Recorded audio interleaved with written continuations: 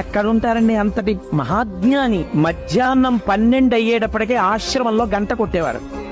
భగవాన్ ఇది మీ ఆశ్రమం అంటే ఆయన ఒప్పుకునేవారు కాదు. నా ఆశ్రమం ఏమిటి, నేనెవరు, నాకు ఆశ్రమం ఏం లేదు అని అందరూ భోజనానికి వరసలో నించుంటే ఆయన కూడా ఓ కర్ర మట్టి కమండలం పట్టుకుని లైన్లో నించునేవారు. లైన్లో నించుని అందరూ కూర్చుంటే ఆయన కూర్చునేవారు. అందరికీ ఏది వడ్డించారో తనకి అదే వడ్డించాలి. ఒక లడ్డు ఎక్కువ తీసుకొచ్చి వడ్డిస్తే ఇదే వద్దని చెప్పాను. అంతట తినేది పరబ్రహ్మమే, ఈ పెద్దరికాలు నాకొద్దు, మీరు అందరికీ సమానంగా పెట్టండి అని చెప్పి తినేవారు కాదు. ఏదైనా అందరూ ఏది తిన్నారో తాను తినాలని నా అన్న మాట ఆయన వాడేవారు కాదు.